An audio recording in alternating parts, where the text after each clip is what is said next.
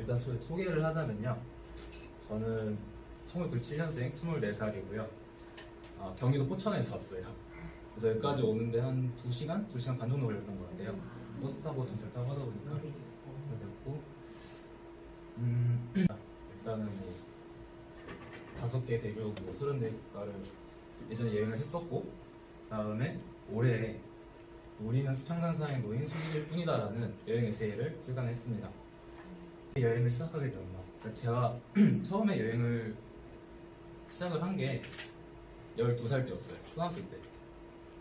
그때는 그냥 한국에 있으면서 그냥 어딘가에 가거나 돌아오고 그냥 그런 식으로 그냥 여행했던 게 시작이 돼가지고 그냥 막 내일로 여행이라고 막 일주일 동안 기차를 타면서 하는 그런 여행이었나? 제주도도 가고 이렇게 해서 여행하는 게 시작이었었는데 혼자 이렇게 여행을 하게 된 게 약간 저한테는 도피였던 것 같아요. 왜냐면은 제가 막 솔직하게 막 학교 생활을 엄청나게 잘하고 사회성이 뛰어나고 이런 친구가 아니었어가지고 그냥 나 혼자 할 수 있는 거, 약간 나만의 색깔이 있는 특별한 거가 아무래도 그냥 혼자서 여행을 하는 거였던 것 같아요. 아무래도 소설가 분이 파울로 코엘료라는 소설가님이 말씀하신 그 명언 중 하나인데 뭐 여행은 돈의 문제가 아니라 용기의 문제다 라고 얘기하는데 저는 약간 생각이 달라요. 용기의 문제가 아니라 돈의 문제다. 저는 개인적으로 그렇게 생각합니다. 자, 그 다음으로 넘어갈게요. 해외로, 그러니까 인도를 처음 갔던 게 19살 때였어요. 수능 끝나고 갔었는데 보통 대학교를 가잖아요. 저도 인문계 고등학교를 나왔어가지고 보통 고등학교 3학년이 되면은 안녕하세요. 고등학교 3학년이 되면은 막 담임선생님하고 면담을 하잖아요.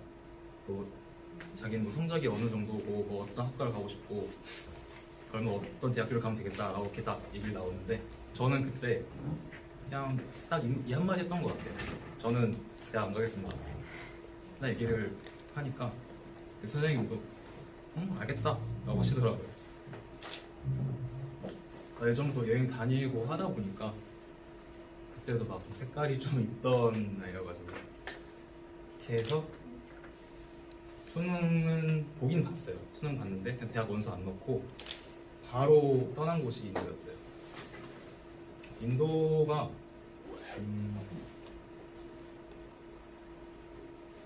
왜 인도를 갔냐면은 제주도에 자주 가던 게스트하우스가 있는데 거기 있다 보면은 막 뭐냐 인도 여행했던 사람들이 굉장히 많더라고요. 그래서 그 사람들이랑 막 이야기를 하다 보니까 그냥 자연스럽게 인도라는 곳이 되게 궁금해지기도 하고 그래서 가게 됐어요. 그 첫 번째 사진이 그 바라나시라고 그 겐지스강 있는 그 힌두교의 성지예요. 거기 앉아가지고 거기 인도에 있는 현지 애들이랑 막 이렇게 대화하고 지금 제 핸드폰 쓰고 있는 건데 이런 내용이 이런 사진인데 사실 뭐 인도에서 뭔가를 많이 하지 않아요. 그냥 여행지 자체에서 사람들이 다 가만히 있어요. 아무것도 안 해요. 그래서 어떤 사람이 얘기하는 걸 들었는데 자기는 뭐 오늘 기차역 갔다 왔고 핸드폰 충전했고 샤워했다 라고 얘기를 하는데 사람들이 그걸 보고 이렇게 얘기하는 거예요. 그 정도면 많은 일을 했다 라는 거 보고 이런 여행지가 있구나라는 게 좀 놀랐어요. 왜냐하면 보통 여행을 생각하면은 어디 막 관광지를 막 여러 개를 또 코스를 다 짜가지고 이렇게 다니잖아요. 그러니까 그런 게 아니라 진짜 그냥 멍 때리고 가만히 있고 그런 여행지를 보면서 좀 신기했던 것도 있고 그리고 아무래도 수능을 보고 온 거다 보니까 아무래도 수능 공부한이나 입시에 대한 그런 압박이 있잖아요. 저도 막 사실 대학교 원서를 넣은 건 아니지만 그러다 보니까 되게 바쁘게 살고 뭐라 하나 더 해야 되고 뭔가 다 의미를 둬야 되고 그렇게 되게 살았었는데 딱 여기 오니까 그런 생각이나 마음가짐이 다 바뀐 거예요. 그래서 그때 느꼈던 게 그냥 아무것도 하지 않아도 충분히 의미가 있구나. 최소한 이 여행지만큼은 그런 거 좀 느꼈고 두 번째 사진이 숙소에 벽에 있는 낙서예요. 어떻게 보면은 여기 파란색으로 된 글씨가 있는데 이거 뭐 그냥 대충 요약을 하자면은 자기는 여기 가서 어떤 느낌이 들었고 되게 좋았다 그냥 내용을 쓴 건데 아마 그러니까 영어를 사용한 원어민이 아니라 그냥 영어를 공부하고 있는 그냥 다른 외국인이 쓴 글인 것 같아요. 그래서 자세히 보면은 막 문법도 틀리고 그리고 뭐 들어갈 단어가 아닌 다른 단어가 들어가 있고 그런 게 많은데 거기다가 누가 또 답글을 단 거예요. 보면은 넌 잉글리시 스플릿어 돼 있죠. 영어 좀 배워라. 그래서 써놓은 거예요. 그리고 거기 써놓으니까 또 밑에다가 또 답글이 달렸어요. 요거 이게 그냥 대충이에요. 저는 간략하게 요약을 하자면은 이 사람이 자신이 느낀 걸 표현하는 데 있어서 영어의 유창함이 무엇이 중요하냐 이런 이야기예요. 좀 이거를 보고 좀 감동을 좀 느꼈던 게 보통 한국에서 공교육을 배우면서 교육 과정 중에서 영어를 계속 배우잖아요. 유치원 때도 배우고 초등학교 배우고 중학교 때 배우고 고등학교 때 배우고 계속 배우잖아요. 거의 한 12년 가까이 그렇게 배우는데 정작 그렇게 영어를 유창하게 말한 사람을 많이 못 봤어요. 그냥 일반적인 그냥 학생 중에서. 이렇게 보면은 약간 좀 교육 과정의 문제라고 해야 되나? 문법 위주로 하고 막상 말하는 거에 대해서는 되게 사람들이 좀 무서워하고 약간 반감을 느끼고 하는 게 있잖아요. 왜냐면은 내가 말하는데 문법이 틀리면 어떡하지? 그러다 보니까 자신감도 하락하고 그런 게 있는데 그냥 요거를 보고 저는 좀 느꼈어요. 아, 그게 다 의미가 없구나. 일단은 말을 하는 게 중요하구나. 그래서 저 같은 경우도 뭐 영어를 잘 못하지만 문법 잘 몰라요, 솔직히. 그렇게 하는데 그냥 일단은 말하고 보는 게 중요하다 생각이 들어서 갈 때마다 일단은 뱉고 말. 무슨 뭐 문법 안 먹더라도 그냥 말하고 보고 어차피 뜻만 통하면 되니까. 어차피 저는 외국인이잖아요. 그러니까 이 사람이 틀려도 그게 당연한 거예요. 그냥 예를 들어서 외국인이 한국어로 이야기를 하는데 당연히 문법 틀리고 되게 어색하게 들릴 거 아니에요. 근데 그렇다고 해서 우리가 못 알아듣지 않는 것도 아니고 그러다 보니까 그렇게 영어에 대해서 크게 부담감을 가질 필요가 없다라는 걸 이걸 보면서 좀 느꼈어요. 다음이 인도에서 찍었던 사진인데 사실 뭐 요즘 들어서 보니까 뭐 인도 여행에 대한 논란이 좀 많더라고요. 아무래도 좀 위험한 곳이기도 하고治안도 안 좋고 항상 막 인터넷 커뮤니티나 댓글 막 이런 데 보면은 뭐 인도 가면 뭐 강간 당한다 뭐 그런 얘기 막 계속 쫙 있는데 인도 무서운 곳인데 왜 가려고 하냐 죽으러 가냐 이런 곳을 왜 가냐 하고 이야기를 하는데 저는 솔직히 말해서 약간 중립이에요.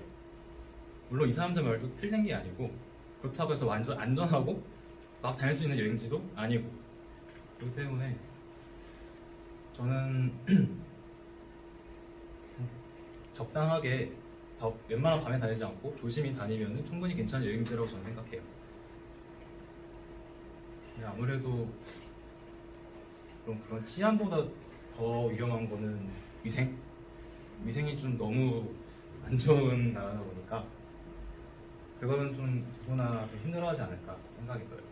저는 또 개인적으로 인도가 되게 좋았던 게 또 최근에 또 한번 갔었어요. 한 1년 전쯤에 그때도 인도랑 파키스탄에 갔었는데 되게 좋았던 게 되게 사람들이 제가 한 도시 돌면서 사람들 사진 찍은 거예요.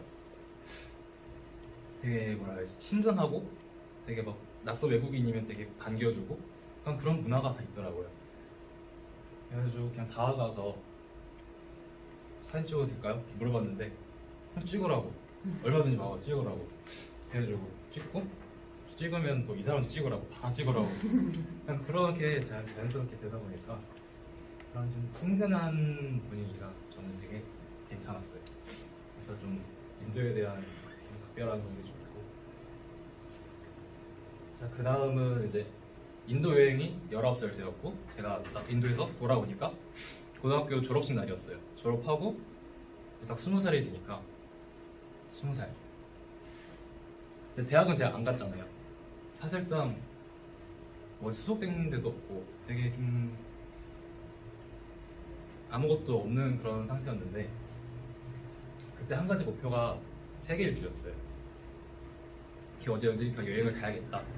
근데 일단 여행을 가려면은 돈이 필요하잖아요.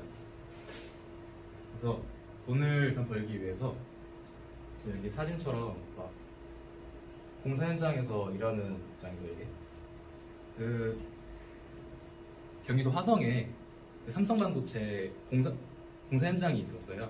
지금 완공됐는지는 모르겠는데 거기서 한 3개월 정도 진짜 말 그대로 노가다라고 표현하죠. 그 노가다를 했었는데 솔직히 말해서 좀 힘들었고 진짜 사회생활의 끝을 본 거니까. 왜냐면 다 좀 그러니까 성격이 센 약간 아저씨들이 주로 되고, 저 같은 경우는 20살 어린애고, 그리고 저는 고등학교도 인문계를 나왔어요. 인문계를 나오다 보니까 제가 할 수 있는 게 없는 거예요. 생전 처음 와가지고 뭔가 물건 들고 그렇게 하려고 하는데 뭐 기술이 있는 것도 아니고, 저 막 그라인더질하고 그런 것도 못했어요. 지금도 못하지만. 그러다 보니까 이때 제일 힘들었던 게 뭐냐면은 내가 할 수 있는 게 없다는 거. 그게 좀 힘들었던 것 같아요. 그래서 눈치 보이고, 차라리 내가 뭔가 할 수 있고 하면은 차라리 나한테 뭔가 주어진 게 있으면은 그걸 계속하면 시간이 더 빨리 가고 눈치가 덜 보일 텐데 힘들었던 거 같아요. 이게 아무래도 돈을 받는 입장이다 보니까 내가 지금 오늘 하루 일당 10만 정도 이렇게 되는데 그 값을 내가 하는 건가? 그런 생각이 좀 많이 들었어요. 그리고 두 번째 사진은 이게 막 하루 계획표를 그냥 간략하게 써놓은 건데, 첫 번째는 뭐 밤에 자고 오전에 근무하고 점심 먹고 오후에 근무하고 끝나면은 카페 가서 글 쓰고. 뭐 이때도 이렇게 인도 갔던 거를 그냥 바탕으로 그래서 글 쓰는 일을 계속 했었어요. 이렇게 20살 한 3개월 정도? 4월 말부터 8월 초까지 그렇게 하다가 한 750만 원 정도 모았던 걸로 기억해요. 그래서 여기 해본 다음에 이제 20살 8월부터 17년 7월이니까 21살 여름 7월까지 비여행을 했었어요. 여기 보면은 이게 25개국 여행했다고 써놨는데, 여기 여행지에 관한 이야기는 좀 간략하게라도 일단 설명을 여기다가 드리려고 합니다. 첫 번째 여행 계획이었고, 보시면은 나오나?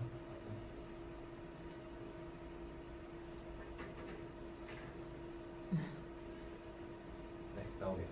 한국, 중국, 몽골, 러시아 가서 유럽 이렇게 돌고, 그 다음이 미국부터 시작을 해서 중남미 갔다가 모로코 아프리카 갔다가 유럽 가서 끝나는, 그래서 11개월 정도 여행을 했었는데 차근차근히 하겠습니다. 첫 번째 사진 잘 보이시나요 혹시? 네. 사진이 좀 안 좋은 것 같아서 제가 보는 거랑 좀 멀리서 보는 거 다를 것 같긴 한데, 감사합니다. 혹시 화질이 더 좋아졌네요. 첫 번째로 갔던 나라 중국이었어요. 중국 갔던 이유가 일단은 가깝잖아요. 인천에서 칭다오까지 갔었는데 바다 한 번은 건너면 바로 오고 1시간밖에 안 걸리고, 비행기값도 한 7만 원이나 8만 원이었나 그거밖에 안 하더라고요. 그래서 그냥 아무 생각 없이 갔어요. 거기서부터 갔었는데 확실히 나라가 바뀌니까 느낌이 다르더라고요. 처음에 인도 같은 경우는 영어가 되는 나라였어요. 그래서 어느 정도 영어를 하면은 대화가 소통이 되고 하는데, 중국은 영어가 절대 안 돼요. 중국 같은 경우는 아무래도 중국이 더 최고라 생각하고 그렇게 하다 보니까 제가 영어로 질문하면은 중국말로 대답이 들어와요. 마찬가지로 한국말로 질문 던지면은 중국말로 대답이 들어와요. 그런 곳이었죠. 그래서 어쩔 수 없이 기다리보다는 그냥 번역 어플을 사용해서 대화를 하거나, 아니면은 제가 중학교, 고등학교 때 중국어를 배우긴 했었어요. 근데 해봤자 되게 기초적인 것밖에 배우진 않아가지고 그냥 단어 같은 거 던지는 정도 하니까 어느 정도 대화는 되더라고요. 그리고 중국에서 한 가지 기억이 남는 게, 그 베이징에 있는 숙소에서 또 중국 사람 만났는데 그 사람도 역시 중국말밖에 못하다 보니까 저는 뭐 한국말이랑 영어밖에 안 되고 하다 보니까 대화를 할 때 그 한국 카카오톡처럼 중국에도 그 위챗이라는 어플이 있어요. 그거를 이제 친구 추가를 해가지고 대화를 하면 이렇게 번역이 되더라고요. 그래서 중국어를 써놓으면은 번역을 한번 볼 수 있고, 마찬가지로 저도 한국말 이렇게 번역을 써놓으면은 그게 중국말 번역이 되더라고요. 그래서 그걸로 좀 대화를 했었는데 그 사람이 얘기하는 게 뭐 민주주의라든가 아니면 사회주의 이런 정치 취지에 관한 이야기더라고요. 좀 놀랐어요, 저 솔직히.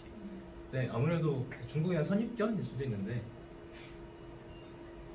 모든 뭐 중국 사람들은 다 지금 사회주의 체제, 시진핑 지금 체제를 다 지지하고 막 그렇게 한다. 표현의 자유도 좀 따로 없고 그렇게 알고 있었는데 그거에 대해서 약간 좀 반기를 드는 이렇게 이야기를 하는 걸 보니까 모든 중국 사람들이 다 그런 생각을 하는 건 아니구나. 좀 생각이 들었던 것 같은데 놀랐어요.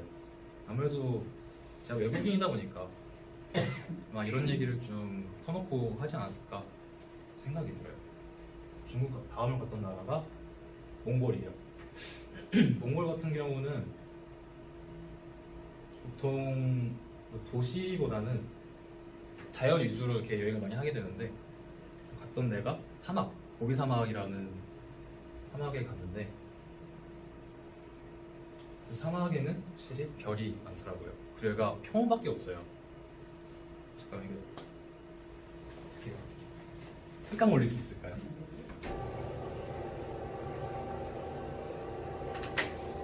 이 정도요. 잘 보이는 모르겠는데 진짜 지구가 정말 둥글다는 거를 그때 처음 느꼈어요. 그러니까 땅이 이렇게 있으면은 하늘이 이렇게 덮여요. 사람이 있고 하늘이 이렇게 반구 모양으로 덮으면은 여기에 별이 다 있는 거예요. 끝에부터 끝까지 다 별이 다 이렇게 있고 한쪽으로 은하수 올라가고 하는데 그냥 그 풍경이 되게 저는 좋았어요. 그리고 여기 제목도 수직은 나 하나라고 이야기를 했는데 마찬가지로 평원에 서 있는 사람은 나밖에 없다. 약간 그런 표현이고 나중에 그 책 제목을 설정하는데도 이 몽골의 그 이미지가 좀 많이 작용했던 것 같아요. 책 제목이 우리는 수평상상에 놓인 수직일 뿐이다잖아요. 이게 물론 몽골에서 그런 이미지에서 갖고 온 것도 있고 사실 나도 그렇고 딴 사람도 그렇고 결국은 다 그냥 똑같은 사람 인간이고 다를 게 없다. 사실 뭐 대학을 안 가고 이렇게 여행하는 저 같은 사람도 있고 아니면 대학을 가서 공부 열심히 하고 학점 쌓고 스펙 쌓고 하는 사람도 있고 다 그만의 삶이 있다 라는 내용을 이 몽골에서 따오긴 했어요. 잠깐 이것 좀 다시 내릴 수 있을까요?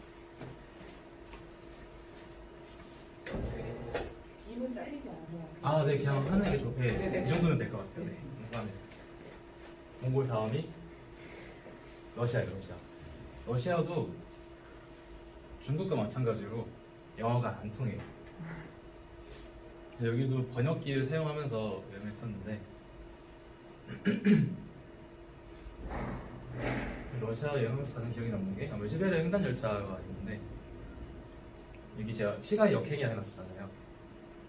말 그대로 시간이 안 가요. 나 진짜 기차 안에 3박 4일 있는 동안 진짜 안 가는 것도 있었지만 제가 그러니까 러시아가 이렇게 있으면은 중간에 이르쿠츠크라는 도시가 있고 수도 모스크바가 왼쪽 끝에 있어요. 그래서 그 거리를 3박 4일 동안 갔는데 시간대가 5번이 바뀌어요. 그러니까 처음 출발했던 이르쿠츠크라는 그 중간에 있는 도시는 한국에 1시간 차이가 나고요. 그 모스크바는 한국에 6시간 차이가 나요. 그러다 보니까 가다가 1시였는데 어느 순간 또 1시가 돼 있고 또 가다가 12시였는데 어느 순간 또 12시가 돼 있고 그렇게 시간이 안 가는, 역행하는 그걸 좀 느꼈던 것 같아요. 그리고 약간 그 선입견이긴 하지만 이 러시아 사람들은 되게 무표정이고 뭔가 차갑고 같고 그런 이미지가 있었는데 그 횡단 열차를 타면서 동행이 있었어요. 그분이 같이 같은 칸에 탄 사람들한테 막 대화를 하면서 하는데 아무래도 많은 데를 나가지는 못하잖아요. 아무래도 영어가 안 되고 하다 보니까 그분이 자기가 키우는 고양이 사진 이렇게 보여주더라고요. 이렇게 해서 막 이야기를 하는데 자기도 고양이 키운다 하면서 다 보여주고 그러면서 그냥 되게 사소한 얘기를 하는데 막 그렇게 차가운 이미지만은 아니구나 라는 걸 좀 느꼈던 것 같아요. 그 다음이 러시아에서 또 우크라이나 넘어와가지고 우크라이나도 한 열흘 정도? 우크라이나에서 열흘 정도 있다가 이제 폴란드로 넘어가려 했었는데 저 원래 여행하면서 하고 싶었던 게 히치하이킹이었어요. 말 그대로 차 가면은 잡아가지고 같이 얻어 타가지고 가고 그냥 그런 거 히치하이킹이라 부르는데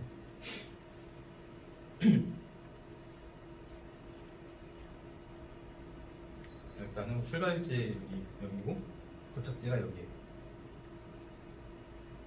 일단 여기서 차를 얻어 타는 데 성공을 했어요. 마치 다 폴란드에 가는 차가 있다고 하더라고. 폴란드에 가시는 분이 계시더라고요. 그래가지고 타서 갔는데 국경 있잖아요. 국경에서 시간이 엄청 많이 오래 걸린 거야. 5시간 정도? 그래서 원래는 그냥 한 30분 정도면은 갈 수 있고 저희 목적지가 여기였어요. 잠깐만. 여기였어요. 여기. 크라쿠프라고 요 도시까지 원래 가는 거였는데 이미 국경에서 해가 지고 가게 또 갈 수 있는 상황이 아니다 보니까 그분들이 먼저 그 차 같이 타고 있던 그 운전자분이 먼저 시간 줍고 했는데 그냥 우리 집에 자고 가라 이야기를 하시더라고요. 그래서 그분 집에 자고 있었는데 그냥 되게 기억에 남는 게 그 운전자분하고 그 동생장분이 가족이었어요.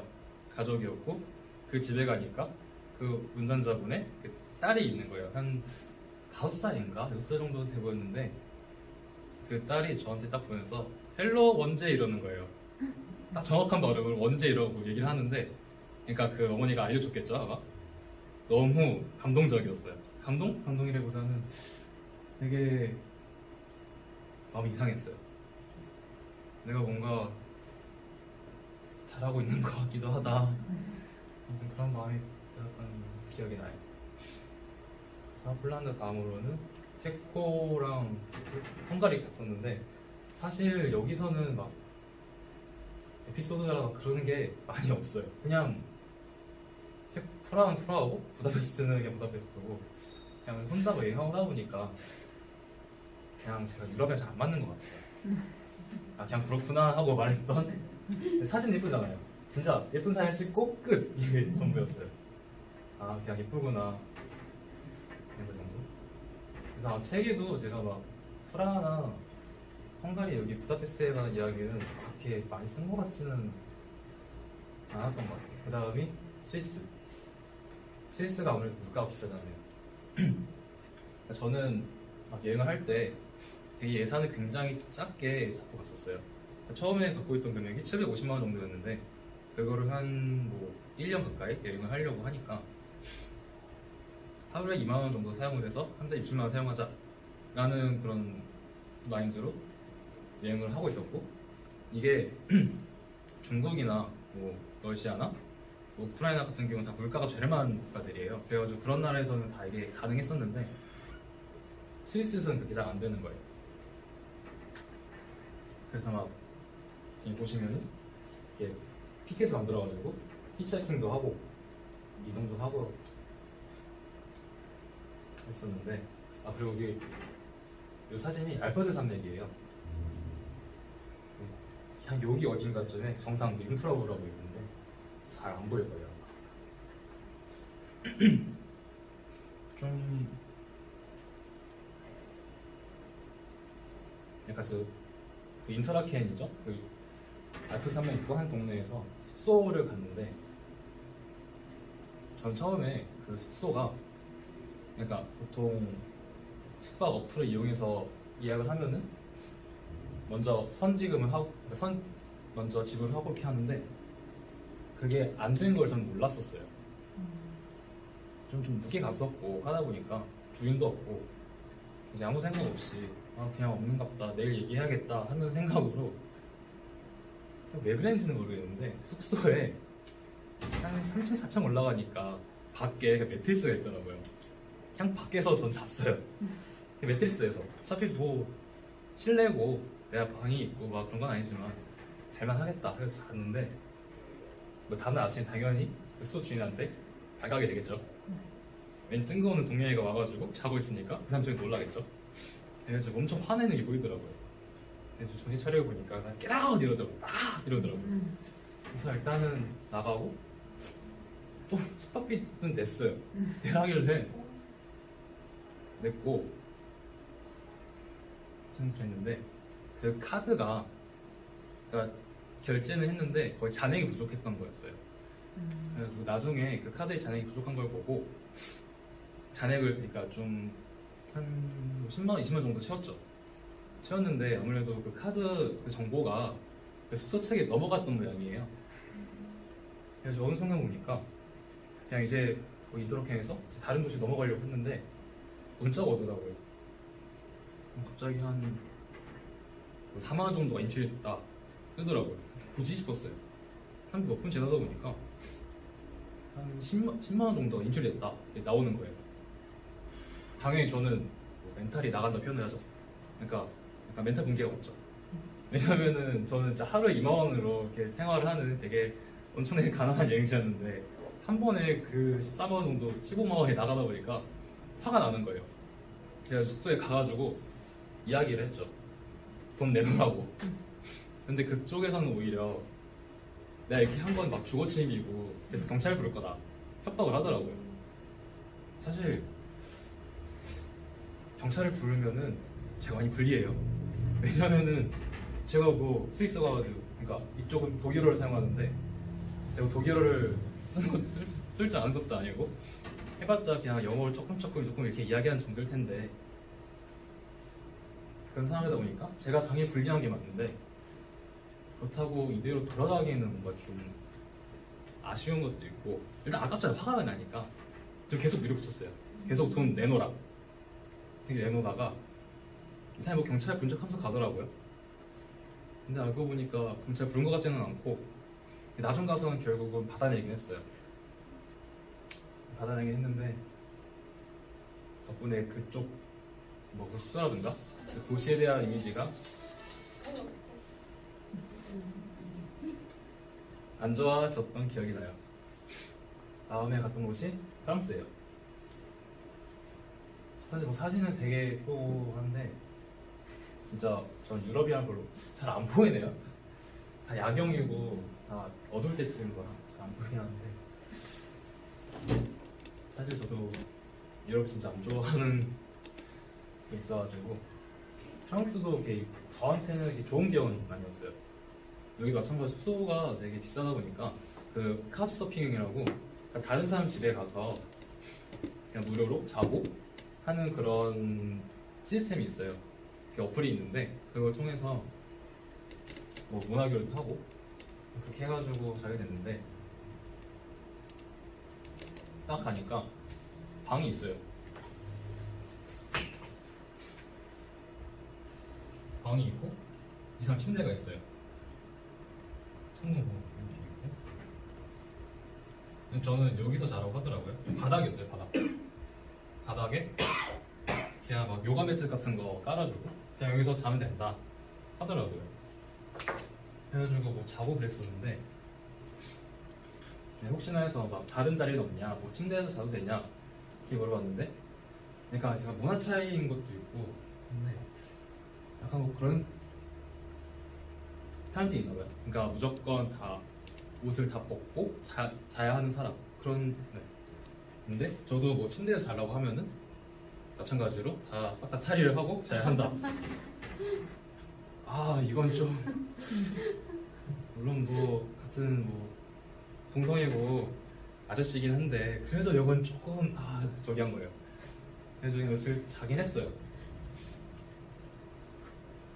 그리고 뭐 이런 데가 싫으면은 그냥 뭐 호텔 가라 그렇게 얘기하니까 솔직히 저로서 할 말이 없잖아요. 좀 그랬던 안 좋았던? 그리고 아무래도 여행을 하다 보면은 제가 아까도 말씀을 드렸지만 하루에 2만 원 가지고 생활하고 하다 보니까 진짜 한 3개월 만에 진짜 체중이 10kg 정도가 빠지고 먹는 것을 못 먹고 하다 보니까 너무 지치는 거예요. 지쳐가지고 그냥 한국에 가야겠다. 그래서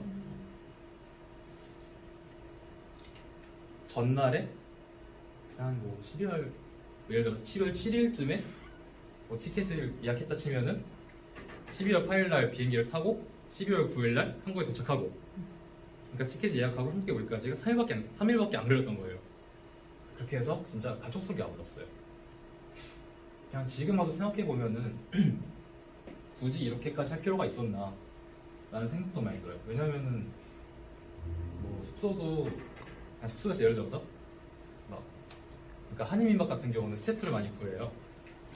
거기서 구하면 아무래도 숙박비 같은 거는 좀 무료니까 좀 돈을 아끼면서 계속 여행하면서 버티고 이렇게 할 수 있었는데, 그러지 않았던 거에 대해서는 약간 좀 아쉬움? 후회까지는 안 되는데 아쉬움이 좀 있는 것 같아요.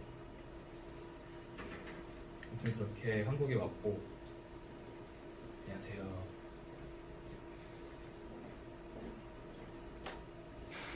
일단은 제 여행을 중단했던 이유가, 저는 항상 생각하는 게 여행의 제1의 가치는 행복이고 즐기러 가는 거잖아요. 근데 그 여행이 어느 순간 재미가 없고 내가 즐기지 못하고 있고 행복하지 않고 그냥 의무감 때문에 그냥 내가 이전에 여행을 하겠다, 세계여행 하겠다 라고 약간 떠들어댄 게 많아서 약간 그런 좀 압박감 때문에 하는 거라면은 중단할 필요가 있겠다 싶어서 한국에 돌아오긴 했어요. 한국에 돌아온 다음에는 아무래도 알바를 해야겠죠. 한 2달 정도 있었는데 그때 그냥 편의점 야간 알바를 구하더라고요. 그래서 야간 알바를 했었어요. 확실히 한국 돌아오고 편의점 알바를 하는데 야간에는 좀 술 취한 사람도 오고 그러잖아요. 그래가지고 경찰 부른 적도 한 2번 정도 있었고, 경찰 와서 보는데 안 들어가더라고요. 왜냐면 이 사람도 인권이 있다고 안 들어가길래 아 그런가? 근데 저는 한 막 2-3시간 동안 이 사람한테 계속 붙잡혀가지고 막 시달리고, 그러다가 이 사람이 나중에 막 술에 깼는지 막 미안하다고 하면서 막 초콜릿 주고, 그러니까 제가 사가지고 주고 하더라고요. 그런 적도 있었고, 또 한 번은 이 사람은 되게 술에 취한 사람이더라고요. 갑자기 저한테 컵라면 딱 주더라고요. 컵라면 주면서 야 알바야 라면 좀 끓여라 이러더라고요. 응? 내가 해줘. 당황스러웠는데 전 그때 어떻게 얘기할까 하다가 뭐 라면 끓여드린다고 얘기를 하면서 그냥 5만 원만 달라고 그랬어요. 이게 안 될 걸 알고, 안 될까봐, 안 되는 거 알고 그러면은 그냥 대충 안 하겠지 생각했는데 진짜 5만 원 주더라고요. 라면 한 번 끓여주는데 5만 원? 이 정도는 10개도 끓일 수 있겠는데? 그랬는데 솔직히 5만 원이면은 편의점 알바하면서 되게 큰 돈이에요. 왜냐면은 그 당시에 해봤자 3년 전밖에 안 되지만 시급이 6,470원이었어요. 그렇게 따지면은 5만 원 정도면은 한 8시간 준다는, 제가 하루에 일하는 그 금액에 거의 버금가는 금액인데 그거를 갑자기 계속 주니까 감사하더라고요. 그래가지고 이렇게 했던 기억이 나요. 하고 다시 떠나야죠. 네, 떠났습니다. 바로 같은 데가 뉴욕이에요. 근데 여기는 제가 막 여행을 하고 뭔가 하려고 했던 게 아니라 그냥 단순하게 친구가 있어가지고 요즘 일주일 동안 푹 쉬었던 여행 중에 하나였어요. 그냥 뭐 남들 간다는 데 가고 이렇게 다녔고, 그 다음이 쿠바예요. 전 개인적으로 사람들이 보통 물어보잖아요. 저 물어봐요. 항상 여행을 이렇게 다니면서 어디가 가장 좋았냐 항상 물어보거든요. 근데 항상 이야기하는 게 아까 처음에 얘기했던 인도랑 중간에 나왔던 몽골이랑 여기 쿠바예요. 쿠바가 굉장히 좋았던 이유가 뭐냐면은 일단 여기는 인터넷이 거의 안 돼요. 뭐 지금은 좀 바뀌었다 이야기가 있는데 한 3년 전쯤에는 인터넷을 쓰려면은 그 막 유심카드 있죠. 그거를 파는 가게를 가가지고 사야 되는데 그 카드를 사기 위해서는 줄 한 2시간 정도 기다렸다가 겨우 사는 그런 시스템이었던 거예요. 그리고 그 유심카드도 하나에 한 30분 정도 하는데 막 1,000원? 1,500원? 막 이 정도 한 가격이고 하다 보니까 웬만해서 사용을 못하죠. 그런 아날로그적인 여행지다 보니까 아무래도 숙소나 사람들 다 핸드폰 안 쓰고 있지 않고 숙소에도 막 여행 정보가 다 적혀 있었어요. 그걸 보면서 아 이렇게 여행하면 되는구나 이런 거 좀 보고 그리고 아무래도 핸드폰이 없으면은 사람들하고 더 한마디 더 얘기를 하게 되고 좀 끈끈해진다? 아무튼 그런 게 있잖아요. 연대 의식도 좀 생기고 그래서 좀 기억이 많이 남아요. 그리고 이 사진은 그 쿠바가 올드카가 되게 많아요.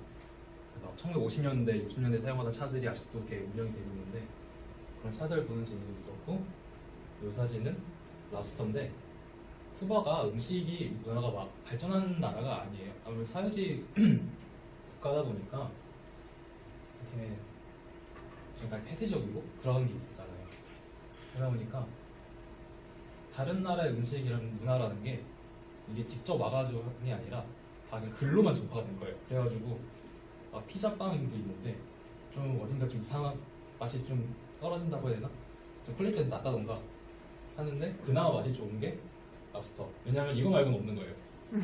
그런 기억이 나고 여기 마지막 6번째 사진은 닭이에요. 이게 버스 안에서 제가 찍은 사진인데 그 막 다른 노래 가사 보면은 막 사람 연소다에 같이 있다는 나가버린 신호버스 이런 노래 가사가 있어요. 그게 막 인도에 관한 이야기인데 이거를 저는 쿠바에서 보게 됐어요. 되게 신기했던 그런 기억이 납니다. 일단 쿠바 여기서도 한 보름 정도 있다가 그 다음에 멕시코인데 사실 멕시코도 그냥 쉬러 갔던 곳이었어요. 진짜 아무것도 안 했어요. 그냥 여행지 가가지고 숙소가 막 해외 민박이 있더라고요. 가가지고 그냥 사람들 모여가지고 카드 게임 하고 했었고 마찬가지로 과테말라도 갔었는데 여기도 그냥 호수가 있고 호수가 있는 마을이었어요. 마을이다 보니까 그냥 늘어지고 아무것도 안 하고 그랬던 기억이 나요. 쉬고 사실 콜롬비아도 그냥 섰어요. 아무것도 안 했어요. 여기도 한 달 정도 있었는데 그냥 도시에 가서 그냥 쉬고 아무것도 안 하고 다른 마을 가서도 그냥 좀 다니다가 쉬고 그런 곳이었고 다음 보통 여행하다 보면은 다들 버킷리스트를 가지고 있잖아요. 그 중에 하나가 그 머리를 자르는 거였어요. 이발하는 거였어요. 그래서 시도를 했죠. 이분이 콜롬비아 미용사인데 했는데 네 뭐, 실패했죠. 아이고 약간 여담이긴 한데 이때가 제 첫 투표였어요. 대통령 선거 때였는데 그때 해외에서 처음 했었죠. 아무튼 그때 이후로 저는 그냥 다짐을 하게 되더라고요. 아 이제 해외에서는 이발을 하지 말아야겠다. 하더라도 외국에서 머리를 잔뜩 기른 다음에 돌아와서 머리를 자르자. 다음에 갔던 데가 베네수엘라예요. 베네수엘라가 뉴스에도 많이 뜨지만 되게 막장 국가라고 되게 표현이 많이 되더라고요. 인플레이션이 되게 심한 국가기도 하고 하다 보니까 보시면은 이게 지폐 돈다발을 제가 들고 있는 모습인데 이 정도 해서 한 2,000원? 밖에 안 해요. 한 100짜리를 100 뭐 볼리바르를 화폐 단위가 볼리바르를 표현하는데 제가 5,000 정도 들고 있는 거예요. 근데 이거 해봤자 2,000원 밖에 안 하고 하여튼 좀 경제적으로 좀 마비가 된 그런 나라의 모습인데 신기하게도 보시면은 얘가 뭐 포장마차 같은데 국경 앞에 있는 있는데 개수기가 있죠. 지폐 개수기가 있죠. 제가 딱 돈을 주면은 지폐를 이거 갖다 세요. 개수기 갖다가 세고 아 몇 장이네 하고 음식을 줘요. 약간 좀 이런 시스템이 좀 놀랐어요. 그리고 환전할 때도 제가 그때 가서 알았는데 여기서 환전하는 게 불법이더라고요. 그러니까 정부에서 그걸 막은 거예요. 막아가지고 이렇게 아무 가게 들어가가지고 내가 지금 달러 5달러가 있는데 환전 혹시 가능하겠냐 물어보니까 그 가게 주인이 눈치를 싹 보더라고요. 그래가지고 해주겠다고 조용히 얘기를 하더라고요. 아무튼 되게 오래 있지는 않았어요. 해봤자 반나절? 밖에 없었는데 되게 좀 기억에 많이 남는 곳이에요. 여기 가기 전에 콜롬비아에서 넘어갔었는데 콜롬비아 쿠쿠타라는 도시가 있는데 거기가 세계에서 살인율 높은 도시 50 안에 드는 곳이었어요.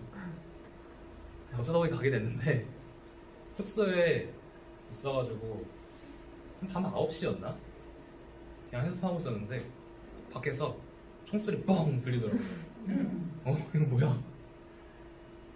그래가지고 그때는 진짜 밤에 안 나갔던 기억이 나요. 무서워가지고 진짜 막 솔직히 인도에서는 나가긴 했는데 아 인도보다 더 위험한 곳이 있구나 라는 걸 좀 느꼈어요. 다음 페루도 갔었는데 사실 뭐 페루는 그냥 유명한 막 여행지가 있잖아요. 마추픽추라든가 아니 뭐 무지개산, 비니쿠카라고 하는데 그냥 사진 그대로였어요. 아무래도 다른 뭐 매스컴이나 언론이나 다른 매체에서 많이 접하다 보니까 감동이 좀 덜했어요, 솔직히. 마찬가지로 볼리비아도 이 사진 여기 세 개, 우니 사막이라고 소금 사막인데 얘가 별도 많이 볼 수 있고 이게 물이 차가지고 반영이 돼서 이렇게 그림자처럼 이렇게 되는 곳인데 여기도 물론 사진으로 봤을 땐 되게 예쁘고 좋은 곳인데 그냥 매체에서 본 그대로다. 되게 살짝 실망했던 기억이 나요. 그 다음에 여기 두 번째 사진은 이 사진은 진짜 K-팝이 인기가 많구나라는 거를 여기 와서 느꼈어요. 여기 보면 BTS 써있죠. 여기 사람들이 다 볼리비아 사람들인데 다 BTS 팬이에요. 생각보다 인기 많구나 좀 느꼈고 그리고 제가 한국 사람이다 보니까 저도 살짝 좀 이해가 안 가는데 그냥 한국 사람이고 저렇게 다니고 있는 그냥 평범한 사람인데 애들이 와가지고 같이 사진 찍자고 그러고 그게 많더라고요. 왜? 도대체? 했던 기억이 나요. 그리고 막 방송사에서 와가지고 한국 사람이고 하니까 뭐 한마디만 해달래요. 뭐 스페인어로 막 얘기를 하는 건데 그냥 자세히 보니까 그 뭐지? 사랑해요 연애가 좀 그런 거 있죠. 그냥 그런 거 말하라고 하는 것 같더라고요.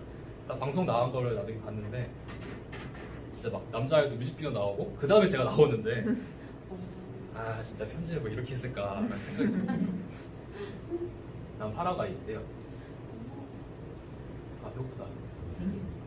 그러니까 파라과이에 한국 교민들 되게 많이 산다고 하더라고요.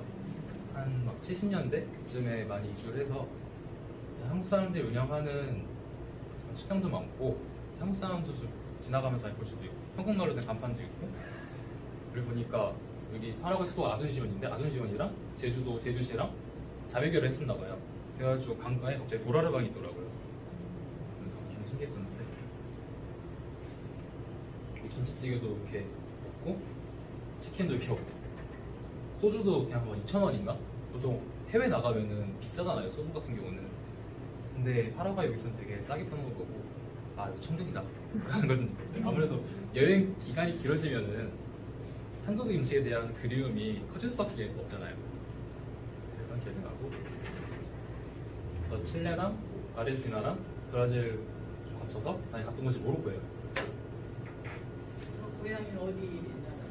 그 모로코에 있는 길고양이에요. 아, 네. 우리나라. 네, 고양이도 비슷한 것 같아요. 사실 모로코도 되게 좋은 곳이긴 하지만 지금 여기 막바지기도 하고 하다 보니까 좀 지치는 것도 있고 해서 저는 크게 좀 많이 못 즐겼던 게 좀 기억이 많이 나요. 좀 아쉬운 것도 있어요. 그리고 약간 인종차별이라기보다는 몰프 상상상 이하오가 이러던데 그러니까 일반적으로 봤을 때는 약간 왜 그런지 모르겠는데 여행하다가 이어서를 들으면 화가 나요. 저는 이게 다 같은 마음일 수도 있고 아닐 수도 있겠지만 그냥 이게 첫 번째로 내가 화나는 이유가 어디 가서 내가 중국 사람처럼 보이는 거지? 내가 화나는 것도 있겠지만 아무래도 그만큼 뭐 한국 사람 입장에서 중국 좀 많이 그렇게 생각한다 그런 걸 수도 있겠지만 뭐 두 번째로 화가 나는 거는 약간 좀 그게 동양인 비하를 하는 게 포괄적인 단어라서 라는 걸 수도 있고 근데 막상 그게 잘 생각해 보면은 이 사람들은 그냥 동양인이고 뭐 중국 사람, 한국 사람 잘 모르겠지만 그냥 반갑고 이 사람들한테 할 수 있는 그런 표현은 그거밖에 없는 거예요. 그래가지고 그냥 되게 아무렇지도 않게 순수하게 이야기를 하는 것도 많더라고요. 자, 이하오 이러는데 이거 누가 봐도 인종차별 아닐 때 환영하는 그런 이미지잖아요.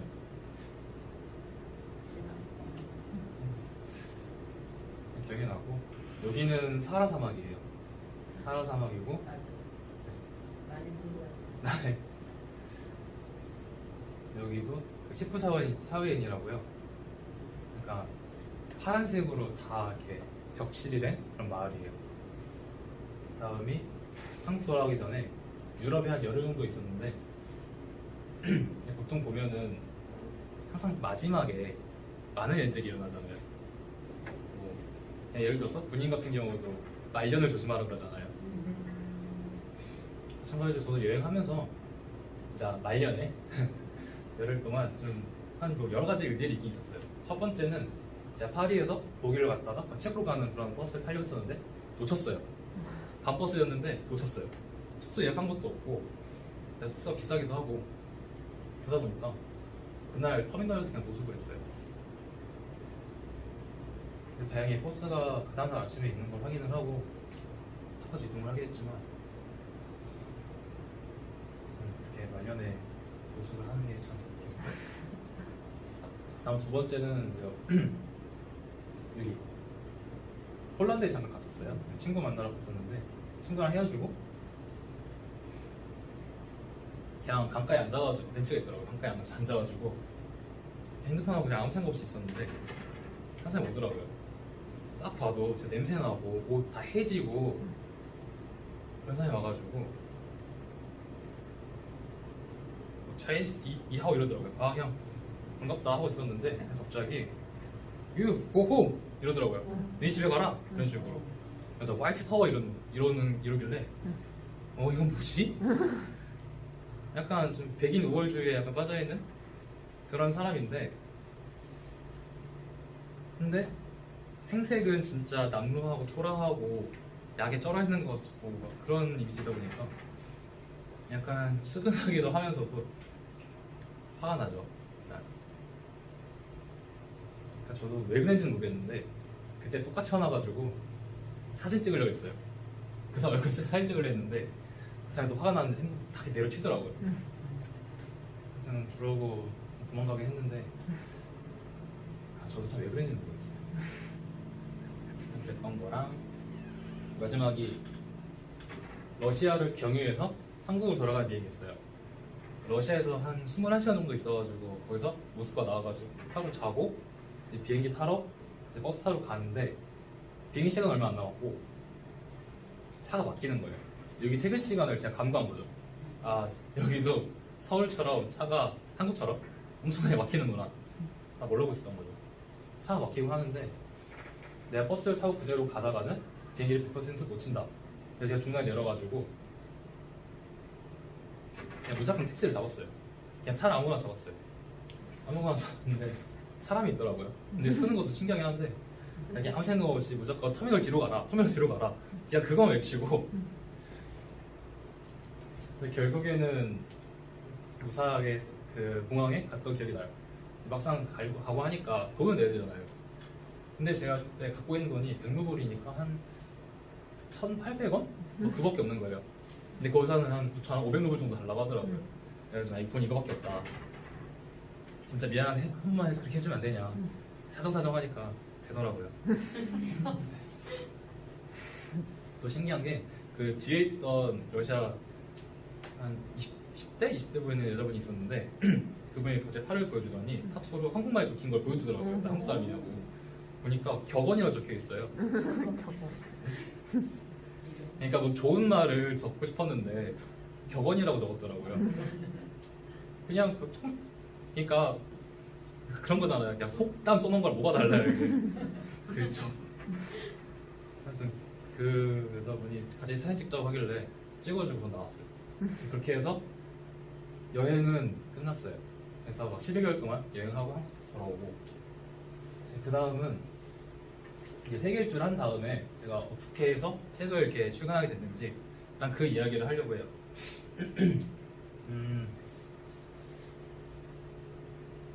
저는 원래 계획이 책을 출간을 하고 군대를 가려 했었어요. 그래서 여행 돌아오고 한 3개월 정도 지나고 나니까 갑자기 영장이 날아오더라고요. 군대 오래요. 그냥 제 그 연천 오사단이라고 있어요. 저 옆 동네인데 제 사는 데 옆인데 거기로 오래요. 한 달 뒤에. 그러니까 제가 군대를 11월에 갔는데 그러니까 10월 달에 온 거예요. 한 달 만에 딱 준비해서 가야 되는 상황이었던 거예요. 그래가지고 계획이랑 틀어지니까 생각을 하다가 그냥 가야겠다 생각이 들더라고요. 그래서 기존에 생각했던 계획들은 다 접고 그냥 아무 생각 없이 그냥 가깝고 좋네 해가지고 갔어요. 근데 가가지고 작년 8월달에 제대를 해가지고 이렇게 됐는데 이 책도 군대에서 쓰게 됐어요. 사실 아무래도 그 환경이 좋더라고요. 그러니까 살기엔 힘들지만 책 쓰기에는 정말 좋은 곳이에요. 아무래도 좀 통제가 좀 있고 내가 자유롭지 못하고 하니까 보통 약간 창작물을 만드는 사람 같은 경우는 마감 기한이 다가오면 다가올수록 되게 엄청난 것도 창조하잖아요. 저도 약간 마찬가지였어요. 군대가 그런 느낌이었어요. 왜냐면은 몇 시까지 일을 끝내고 나와야 되고 시간도 많이 먹고 하다 보니까 그 짧은 시간 안에 집중을 해가지고 탄생한 결과가 지금 책이 아닐까 생각합니다. 뭐 앞으로의 계획은 사실 원래는 이렇게 제가 아프리카를 못 가봤어요. 모로코만 가봐가지고 이렇게 여행 가려고 했는데 지금 상황이 다 지금 다들 마스크 쓰고 계시잖아요. 이런 상황이잖아요. 못 갑니다. 네.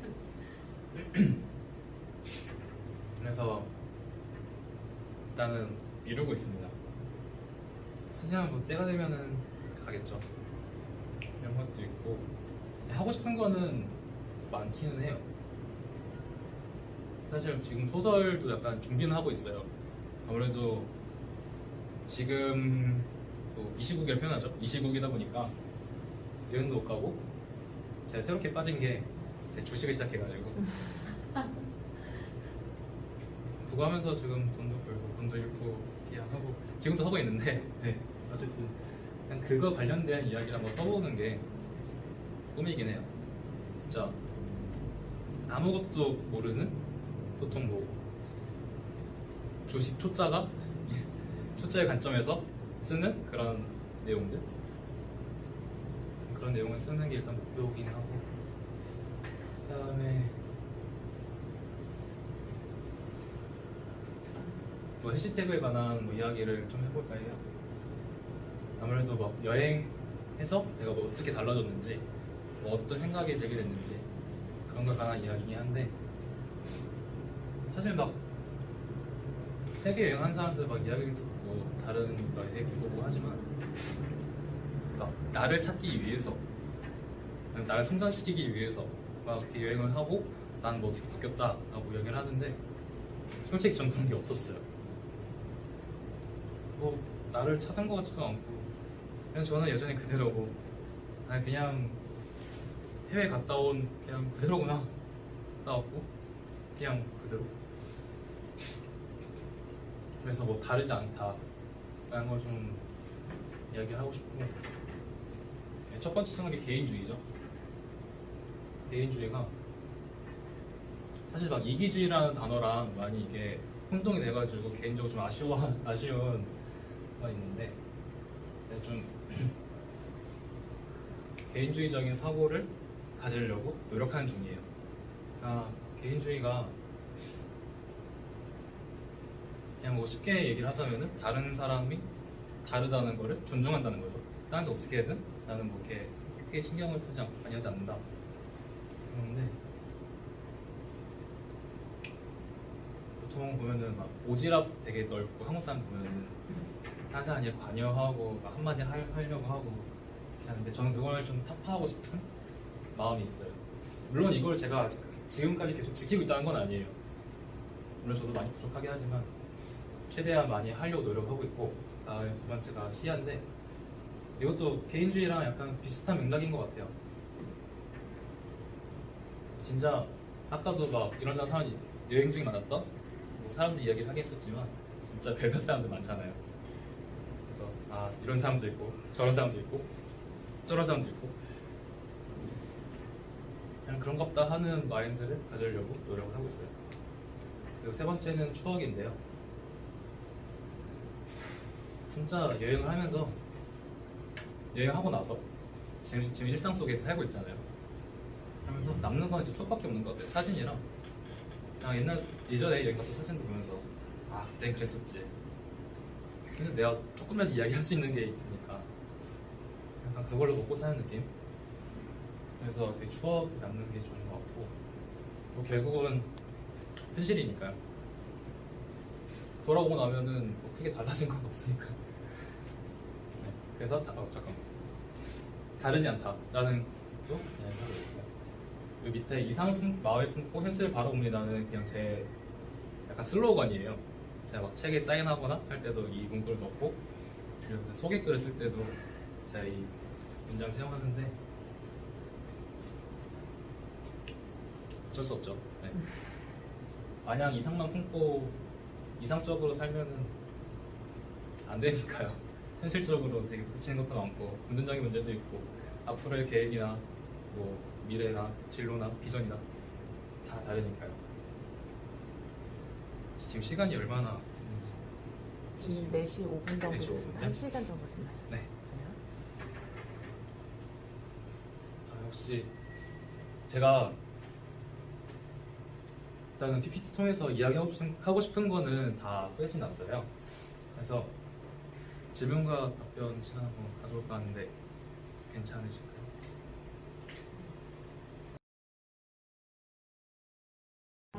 네. 여행을 가겠다고 했을 때 세계를 위한 네.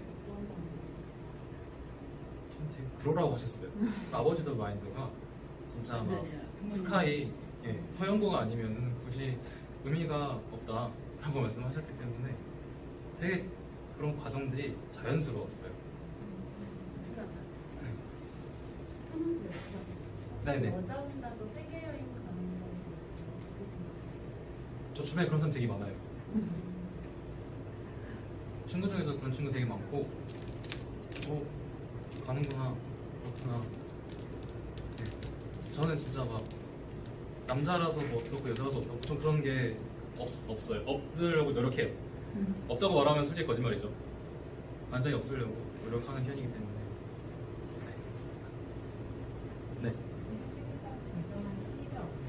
얼마 전에 네네. 시계 써야지라는 생각이 여행 한번 가서 여행 다녀와서 시계 써야지라는 제가 원래 꿈이 여행 작가긴 했어요. 한 중학생, 고등학생 때부터 여행 다니고 해서 책을 내야겠다라는 마인드를 갖고 있었고, 그래서 처음에 20살 때, 19살 때 인도 갔다가 20살 때도 그 현장에서 일을 하면서도 계속 글을 썼던 것도 있었고, 나중에 그 글 쓴 걸 다 모아보고 보니까 진짜 그럴듯한 책이 되더라고요. 그래서 이렇게 내게 되었습니다. 제가 하는 예. 그 여행 작가님 중에서 네네. 인도에 대해서 되게 좋게 생각하시는 분들이 많은데요. 어떻게? 인도에 대해서 좋게 생각하시는 인도에 좋게 생각하시는 분들이요? 예. 네, 인도의 어떤 지역이 가장 좋았고 네네.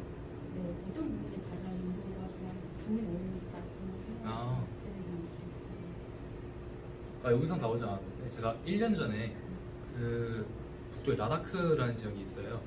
그 세관이 영화 혹시 보셨나요? 그 마지막 장면에 그 호수가 있고 그 두 주인공이 이렇게 뭐 키스하고 이렇게 마무리되는 그런 장면이 있는데 거기가 판공초라는 호수가 있어요. 하여튼 그쪽 동네, 저는 그쪽 동네가 좀 되게 인상 깊고 좋아하는 동네 중 하나예요. 그러니까 거기는 좀 약간 인도 하면은 되게 시끄럽고 클라스 소리 많이 나고 하는데 거기는 되게 조용하고 사람들도 좀 순한 편이고 그리고 거기서 그 스피티밸리라는 동네가 있는데 거기는 그러니까 이제 우리가 생각한 그 인도 사람들이 주로 사는 동네가 아니라 그 티베트 사람들이 사는 동네예요. 그래서 저 원래 티베트를 가고 싶다는 생각이 들었었는데 그 동네를 가면서 좀 그런 꿈을 좀 이뤘던 것 같아요. 그러면 그 호수 예. 같은 데서 장례 절차를 한다든지 목욕을 한다든지 그런 거 많이 봤어요? 아, 그 바라나시 그 겐지스강 말씀하시는 건가요? 네. 네, 거기서 진짜로 다 목욕하고요, 다 빨래도 하고요. 그래서 좀만 옆으로 가면 화장터가 있어요. 그래서 이제 시신을 이제 화장을 해서 떠내려 보내고 그게 다 이루어져요. 그리고 거기서 뭐 배도 타고, 네. 그래서 막 다른 여행자들 보면은 거기 들어가서 진짜 목욕하는 사람도 있더라고요. 근데 저는 거기까지는 아직 엄두가 안 나가지고.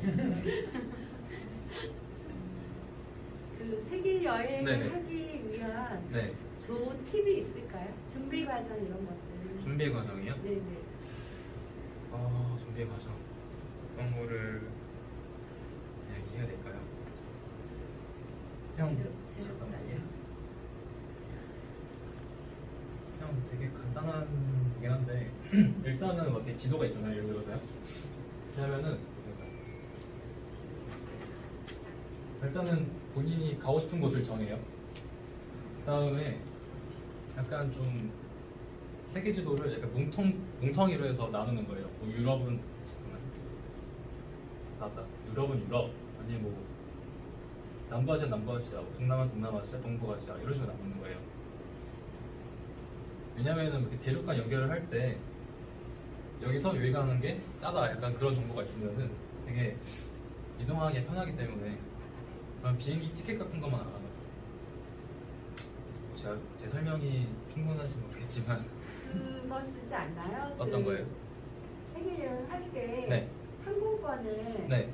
이렇게 계속 연결해서 쓸 수 있는. 아, 연결해서요? 네, 이렇게 해서. 근데 앞으로 전진은 돼도 뒤로 후진할 수 아. 없는 그 티켓을 네. 쓰면은 가격이 네. 싸고 네. 그렇지만 먼저 구입해야 되고 이런 걸로 아는데 아, 네네. 그런 방법으로 가신 거 아니에요? 아, 저는 생각보다 비행기를 많이 안 탔어요. 아. 그러니까 이것도 여행 보시면요. 한국에서 중국 7만원, 여기서 프랑스까지 그냥 육로로 간 거여가지고요.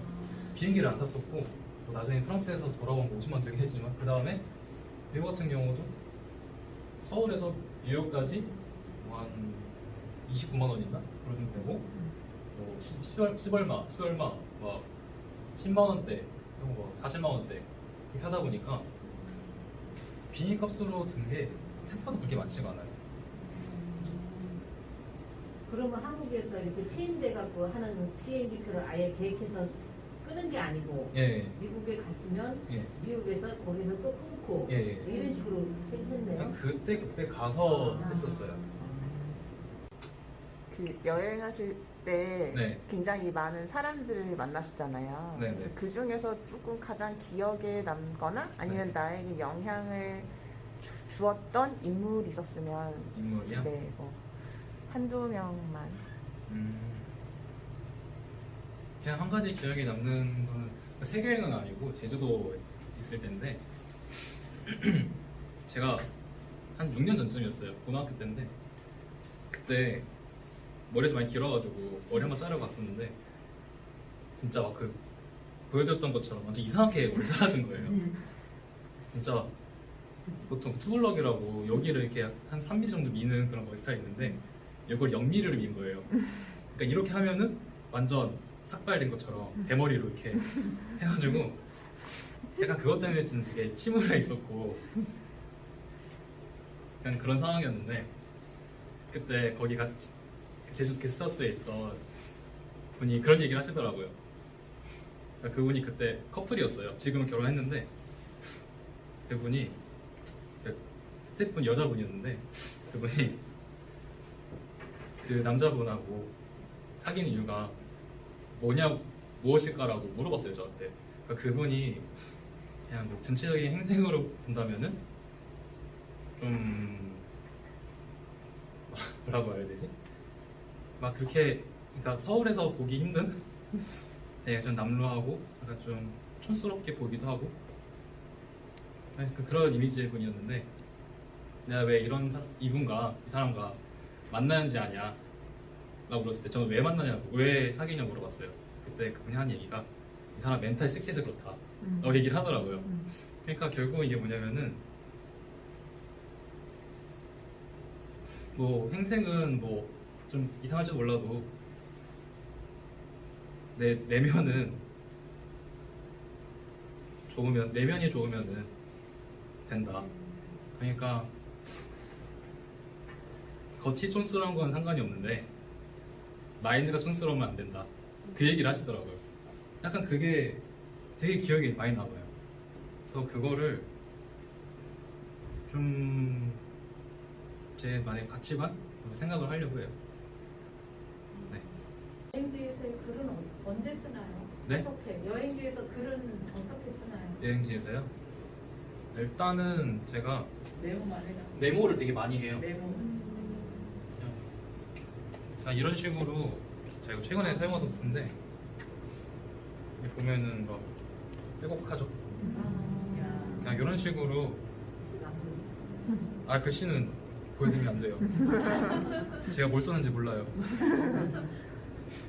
아무튼 이게 진짜 막 책에 나오는 그런 내용을 쓰는 게 아니라 그냥 내가 지금 당장 느끼는 감정이라든가 여기 분위기라든가 뭐였고 어땠다 그냥 그런 걸 쓰는 거예요. 그래서 그걸 나중에 종합해가지고 좀 정돈이 된 글로 쓰는 거죠. 그래서 이렇게 노트 쓰게 된 지 한 5, 6년 된 것 같아요. 그래서 여행 때마다 쓰고 네. 그 책을 내실 때 네. 그 어딘가에 뭐 블로그라든지 글을 계속 게재하는 매체가 있으셨는지 아, 네. 아니면 다 글을 쓸 때까지 모으셨다가 한꺼번에 투고를 하셨는지. 여행 원고를 다 썼어요. 그러니까 거의 완성본? 그러니까 초안이죠. 그걸 써가지고 그 출판사 사이트마다 그 메일 주소를 따가지고 한 20곳 정도에 다 보냈어요. 그러니까 여행 에세이를 출판하는 그런 출판사에다가 다 하고 나니까 뭐 답장이 안 오는 것도 있고 뭐 답장이 오는 것도 있어.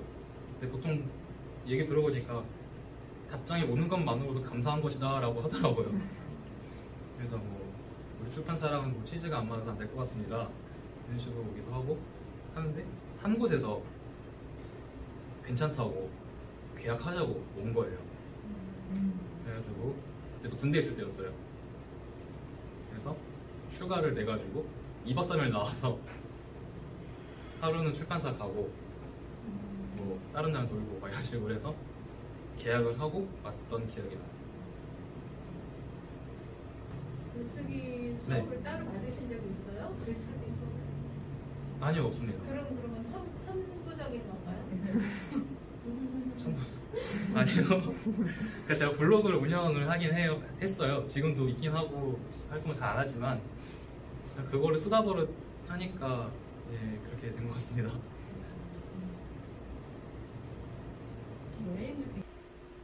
여행자의 입장에서 여행에 대한 정의를 내린다면 어떻게 정의하실까요? 여행의 정의? 여행의 정의 뭐가 있을까요? 대부분 현실을 도피하고 싶어서 가는 경우가 많거든요. 그렇죠. 네. 현실. 일상생활에 너무 빠져. 그렇죠. 사실 저도 초등학교 때 처음 여행을 시작한 계기가 그렇긴 했었어요. 학교 생활의 부적응으로 인해서 도피가 필요하고 나만의 새로운 만들고 싶고 그런 거였는데 지금으로서 여행의 정의를 내린다면은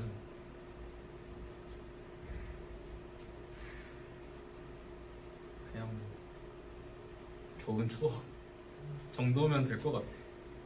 아까도 말씀드렸다시피 막 나를 찾거나 나를 성장시키고 뭐 자아를 실현하고 약간 그런 건 아니기 때문에 제가 내리는 마음이 풍요로워지신 거지. 여러 각도의 사람들이 이제 이렇게 사는 네. 사람들이 저렇게 사는 사람. 아 그렇죠 그렇죠. 그냥 아 그런가 보다 하고 이런 사람도 있고 저런 사람도 있구나 라는 그런 마음가짐은 조금은 가지게 된 것 같아요. 근데 책의 예. 내용에 보면요, 네네. 그 예행이 말고 간혹하다 그런데 그 꼰대에 대한 소심한 복수 아. 되어 있더라고요. 맞다 맞습니다. 그거는 꼭 어떻게 해서든지 그게 듣고 싶었던 건가요? 아니면 그 네.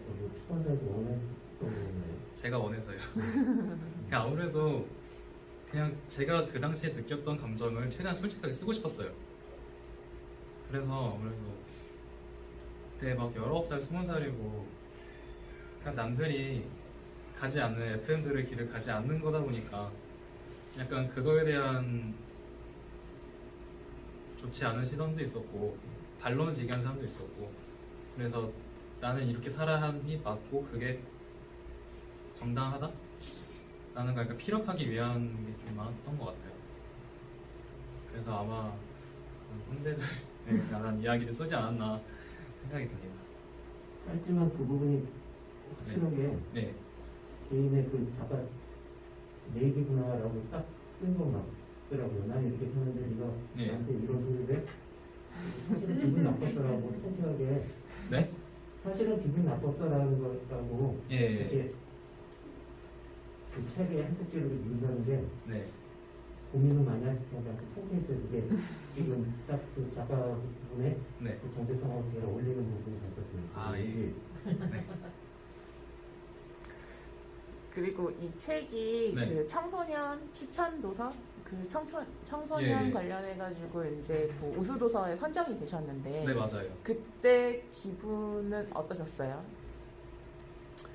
사실 이게 됐네? 그러니까 제가 신청한 게 아니라 저도 사실 출판사를 통해서 그냥 연락을 일방적으로 받은 거였기 때문에 그냥 신기했어요. 오 이렇게 됐구나. 네, 그러면 만약에 이게 어쨌거나 청소년 우수 도서로 선정이 되었고 네. 많은 청소년들이 그 목록에 있다는 이유로 선택을 하겠죠.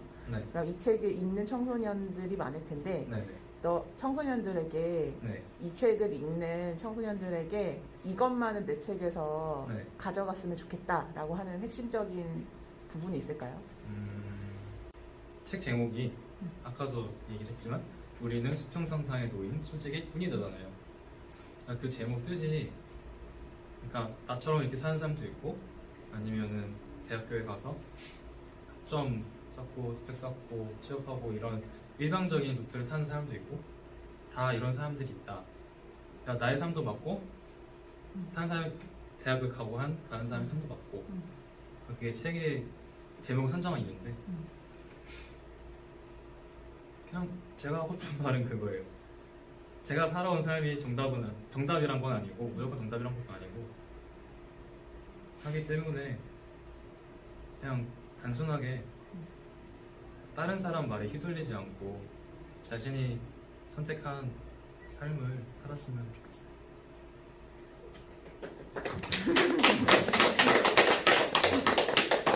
그리고 마지막으로 한 가지 더 말씀드릴게요. 작가님 되게 떨지 않고 강연도 너무 잘해주셨고 그리고 작가님이 지금까지 말씀하시는 것들을 많이 들어보니까 네, 작가님이 내가 다른 청춘에게 한 스푼 더 있는 건 자신감이다 이렇게 하셨는데 네, 제가 보기에는 작가님께 많은 청춘들이 가지고 있는 것들 중에 가지지 않고 계신 게 하나 있는 것 같아요. 그게 뭐냐면 불안감이거든요. 미래에 불안감이요? 대한 불안감 혹은 내가 이 정도를 걷지 않으면 네, 내가 어떻게 될지 모르는 그런 미묘한 불안감 때문에 청년들이 정해져 있는 철길 네. 같은 삶을 많이 살아가잖아요. 네, 근데 작가님은 그게 잘 안 보이시는 거예요. 말씀을 나누는 것도 그렇고 책도 네. 그렇고 그 그 불안감을 억지로 억누르시는 건지 아니면 그냥 태생적으로 불안감이 없으신 건지 궁금합니다. 사람이라는 게 불안감이 없으면 말이 안 되죠. 로봇가 아닌 이상 물론 저도 불안감 많고 사실 뭐 지금 강연 시작하기 전에도 많이 불안했고 처음이다 보니까 잘 모르다 보니까 어떻게 해야 되지 하면서 되게 고민이 많았었는데 그냥 떨쳐내고 하나하나 다 하고 싶은 거 이룬 게 아닌가 생각합니다. 혹시 작가님도 마무리 발언 하나 하고 싶으신 말씀 있으실까요?